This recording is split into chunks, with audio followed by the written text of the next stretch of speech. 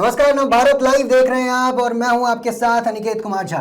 इस वक्त की जो बड़ी अपडेट सामने आ रही है, ऑस्ट्रेलिया दौरे के लिए जो भारतीय टीम का ऐलान हुआ है उसमें शुभमन गिल को, जी हां, शुभमन गिल को कप्तान बनाया गया है। और बड़ी खबर यह है कि विराट कोहली को और रोहित शर्मा को कोई भी बड़ी जिम्मेदारी नहीं दी गई है। रोहित शर्मा को यहां पर कप्तान नहीं बनाया है और यहां पर कप्तान है शुभमन गिल। फटाफट आपको मैं टीम बता देता हूं और उसके बाद हम लोग चर्चा करते हैं। सबसे पहले कप्तान यहां पर बनाया गया ऑस्ट्रेलिया दौरे के लिए, जिसकी शुरुआत 19 अक्टूबर से होगी।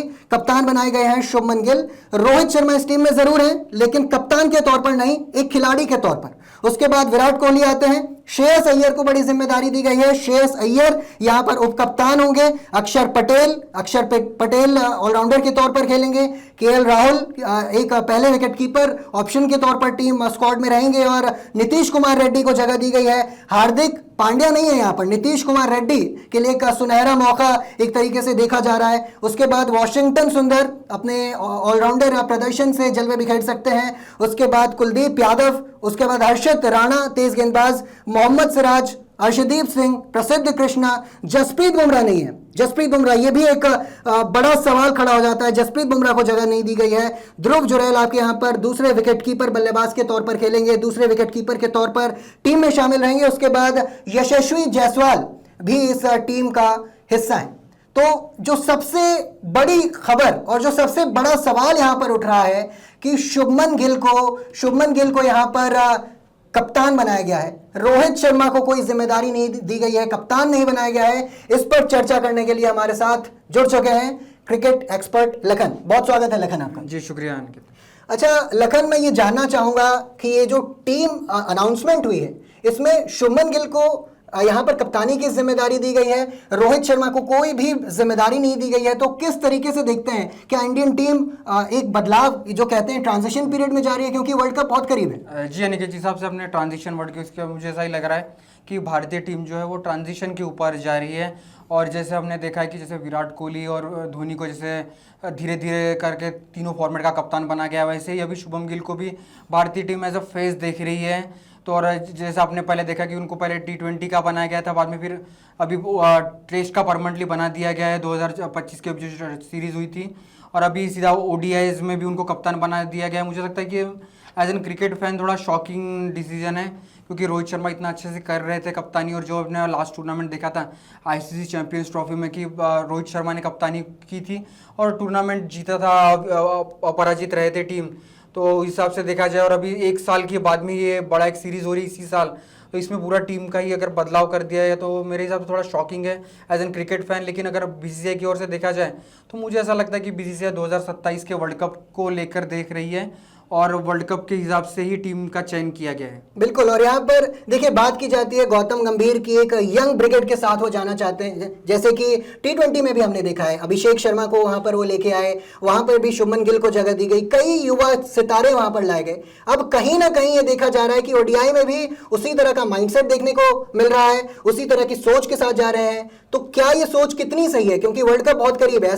ऐसे ये ना हो जाए कि वर्ल्ड कप के लिए, इंडिया के लिए ये नुकसान जो है वो काफी बड़ा हो जाए। जी नहीं, अगर आपने जिस हिसाब से, तो मुझे ऐसा लगता है कि ये सीरीज जो है शुभम गिल के माइंडसेट को देखना होगा कि इस सीरीज में वो कैसा करते हैं। उनकी भी परीक्षा होगी इस सीरीज में, क्योंकि ऑस्ट्रेलिया है, ऑस्ट्रेलिया टफ टूर है, बड़ी बड़ी टीमें वहाँ पर अच्छा प्रदर्शन नहीं करती होती है। भारत वहाँ पे जब भी गई है लिमिटेड ओवर्स के लिए तो बहुत अच्छा प्रदर्शन की है, जहाँ रोहित शर्मा ने लीड किया हो, या विराट कोहली ने किया हो, या फिर पुराने टाइम पे MS धोनी ने किया हो। तो अगर इस हिसाब से देखा जाए तो शुभम गिल का उसमें एक्सपीरियंस रोहित शर्मा का और विराट कोहली का है।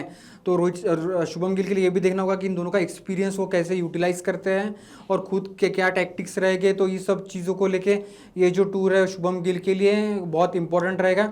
और भारतीय टीम वर्ल्ड कप के लिए कैसा प्रदर्शन करेगी अंडर शुभम गिल की कप्तानी में, तो ये भी देखना यहाँ पे दिलचस्प होगा।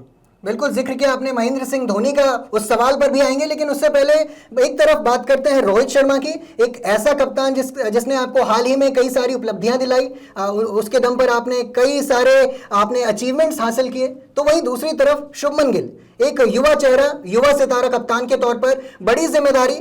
तो क्या लगता है, एक तरफ अनुभव है, एक तरफ युवा जोश है, तो कहीं ना कहीं क्या इंडिया के लिए रोहित शर्मा के साथ जाना ज्यादा बेहतर हो सकता था? जी अनिकेत, जिस हिसाब से मुझे ऐसा लगता है कि जिस हिसाब से पास्ट परफॉर्मेंस है और अभी चैंपियंस ट्रॉफी अपन ने हाल ही में रोहित शर्मा के अंडर में जीती है और अपने को पता है कि रोहित शर्मा कितने बड़े वाइट बॉल के कप्तान हैं, तो मुझे ऐसा लगता है कि यहाँ पे एक चांस रोहित शर्मा को देना बनता था। एक सीरीज आप रोहित शर्मा के कप्तानी के अंडर में ऑस्ट्रेलिया में खेल सकते थे और उसके बाद में भी आप निर्णय ले सकते थे, क्योंकि इसके बाद में भी और सीरीजेस है अपने पास। तो मुझे ऐसा लगता है कि टू अर्ली कॉल था ये शुभम गिल को बनाने का, लेकिन अब मैनेजमेंट का ही फैसला है तो अपन इसमें कुछ कर नहीं सकते। तो बस अपने को यही देखना है कि शुभम गिल इस डिसीजन को कितने जस्टिफाई कर पाते हैं एज एन प्लेयर, और उससे ज़्यादा एज एन कैप्टन वो कितने प्रभावशाली रहते हैं ऑस्ट्रेलिया के टफ टूर पे। बिल्कुल, और दर्शक ये भी जानना चाहेंगे कि कई बार हमने देखा है कि इंडियन टीम मैनेजमेंट जो है एक्सपेरिमेंट करती है, तो क्या ये सिर्फ ऑस्ट्रेलिया टूर एक एक्सपेरिमेंट है या फिर आगे हमेशा जो वर्ल्ड कप के लिए ये जो टीम है वो रेगुलर टीम खेलेगी वर्ल्ड कप के लिए, शुभमन गिल उसके कप्तान होंगे? जी इनके हिसाब से लग रहा है मुझे कि ये वर्ल्ड कप के अकॉर्डिंग ही टीम बनी है। यहाँ ऐसा नहीं लगता कि एक्सपेरिमेंट के तौर पर बनी होती है। अगर एक्सपेरिमेंट के तौर पर बनाई होती तो मुझे नहीं लगता कि इतने सारे चेंजेस कर पाते। जैसे अपन ने देखे कि 3 बड़े चेंजेस हुए हैं, जहाँ चैंपियंस ट्रॉफी अपन ने खेले थे उसमें जैसे जडेजा उसमें थे, यहाँ पे जडेजा नहीं है, फिर हार्दिक पांड्या तो इंजरी के कारण है, लेकिन उसके बाद बुमराह भी एक नहीं है। तो मुझे ऐसा लगता है कि भारतीय टीम अब रोहित शर्मा की लीडरशिप को लेके थोड़ा है ना इंडिया लॉन्ग टर्म के लिए सोच रही है। तो अंडर रोहित शर्मा और विराट कोहली के गाइडेंस में शुभम गिल को थोड़ा देखना चाहेंगे और फिर आगे उसको कंटिन्यू में ही कर रखेंगे। तो मुझे ऐसा लगता है कि मूव ऑन हो चुकी है बीसीसीआई रोहित शर्मा और विराट कोहली को लेके। तो मुझे लगता है कि 2027 के वर्ल्ड कप में भी शुभम गिल ही कप्तान रहेंगे। बिल्कुल, कुल मिलाकर ये कहा जा सकता है ये जो बदलाव किए गए हैं, नए कप्तान को जिम्मेदारी दी गई है, वो लॉन्ग टर्म सोच के साथ इंडिया जा रही है। जी अनिकेत, जिस हिसाब से हुआ है तो मुझे ऐसा लगता है कि फुल टाइम अब जैसे अगले 5 या 6 साल के लिए अपन देख सकते हैं। तो शुभम गिल ही 2 फॉर्मेट के तो अभी कप्तान हैं, तो मुझे लगता है कि इन फ्यूचर की T20 भी का भी उन्हें कप्तानी दे ही देंगे। तो अगर अगले 5 से 6 साल के लिए देखा जाए तो Shubham Gill all format captain team India के लिए रहेंगे। बिल्कुल, और देखिए यहाँ पर आपने जिक्र किया कि जसप्रीत बुमराह को जगह नहीं दी गई है। यहाँ पर हार्दिक पांड्या तो चलिए चोटिल है, रविंद्र जडेजा एक अनुभवी खिलाड़ी, एक अच्छे फील्डर के लिए जाने जाते हैं और एक अच्छे फील्डिंग जो उनकी है, उसके अलावा बल्लेबाजी करते हैं, गेंदबाजी करते हैं, एक अनुभव, लेकिन उसको अपनी टीम में, उस खिलाड़ी को अपनी टीम में जगह नहीं दी। हार्दिक पांड्या चलिए अब चोटिल हैं, और साथ ही जसप्रीत बुमराह एक ऐसे गेंदबाज जो सभी गेंदबाजों से काफी आगे हैं भारतीय टीम, ना सिर्फ भारतीय टीम में बल्कि विश्व के सर्वश्रेष्ठ गेंदबाजों में आते हैं। तो ये दोनों, इस पर आप बताइए। जी निखिल, जिस हिसाब से अगर मैं पहले जडेजा की बात करूं तो जडेजा जैसे ऑल फॉर्मेट प्लेयर है, जैसे उन्होंने टेस्ट T20 से संन्यास लिया, लेकिन टेस्ट और ODI में सबको पता है कि वो कैपेबल है। और मुझे ऐसा लगता है कि वर्ल्ड कप को देखा जाए और जडेजा की जो फिटनेस है वो भी अच्छी है। तो मुझे ऐसा लगता है कि अब मैनेजमेंट का क्या निर्णय है ये तो मैनेजमेंट को ही पता है, लेकिन मुझे ऐसा लगता है कि जडेजा टीम में होना चाहिए था कि वो एक्सपीरियंस लेके आते हैं और ऑस्ट्रेलिया में भी खेलने का उनके पास अनुभव है। और दूसरा अगर देखा जाए जसप्रीत बुमराह, तो मुझे ऐसा लगता है कि वर्कलोड मैनेजमेंट की बात करती थी BCCI। तो ये जो अभी सीरीज़ हुई है, टेस्ट सीरीज़ अभी चल रही है, इसमें भी बुमराह 2 मैच खेल रहे हैं। इंग्लैंड में 5 टेस्ट में से 3 मैच खेले थे। तो मुझे ऐसा लगता है कि उनका वर्कलोड मैनेजमेंट की बात कर रहे हैं, इसीलिए उनको रेस्ट दिया होगा, तो और कोई कारण मुझे दिखता नहीं कि उनको रेस्ट दिया जाए।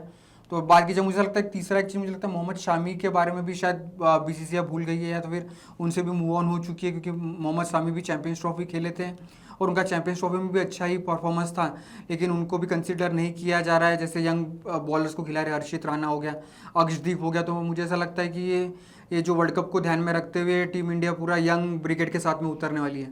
जिक्र किया आपने मोहम्मद शमी का, तो मोहम्मद शमी के साथ कई बार ऐसा भी देखा जाता है कि पूरे साल उनको टीम में शामिल नहीं किया जाता, अचानक एक ICC इवेंट आता है और उनको सडनली वहां पर मौका दे दिया जाता है। तो क्या इस बार के वर्ल्ड कप में आप खेलता हुआ देख रहे हैं मोहम्मद शमी को?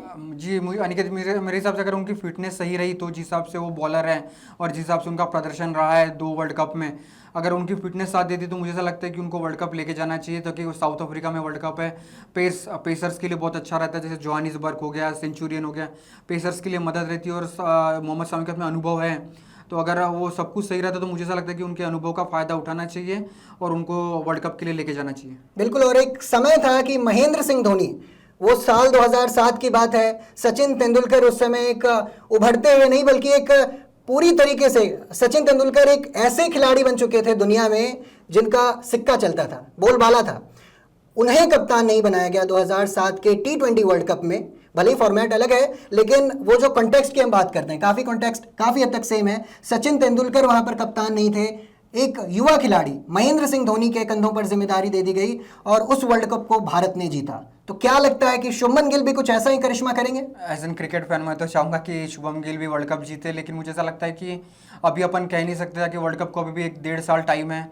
2026-27 में है वर्ल्ड कप, तो ये थोड़ी जर्नी है 1.5-2 साल की। तो मुझे ऐसा लगता है कि इसमें भी बीसीसीआई देखना चाहिए कि शुभम गिल कितने कैपेबल है। टेस्ट मैच में उन्होंने साबित कर दिया है कि वो अच्छे कप्तान हैं, जिस हिसाब से सीरीज़ का रिजल्ट भी अपने पक्ष में 2-2 से इक्वल रही थी इंग्लैंड में। तो मुझे ऐसा लगता है कि ये 1.5 साल में बीसीसीआई को भी कंफर्म हो जाएगा और एज एन क्रिकेट फैन सबको भी पता चल जाएगा कि शुभम गिल कितने कैपेबल है। और अगर सब कुछ अच्छा चलता है तो मैं चाहूँगा कि शुभम गिल ट्रॉफी जीते और वो रोहित शर्मा के लिए एक विदाई हो और विराट कोहली के लिए हो। तो हम सभी एज एन क्रिकेट फैन यही चाहते हैं, देखते क्या होता है जैसे जैसे शुभम गिल खेलेंगे। चलिए लेकिन बहुत शुक्रिया हमारे साथ जुड़ने के लिए, और बहुत बारीकी से और बेबाकी से आपने तमाम सवालों के जवाब दिए। कमेंट सेक्शन में बताइए कि शुभमन गिल को कप्तान बनाए जाने पर आपका क्या कुछ कहना है।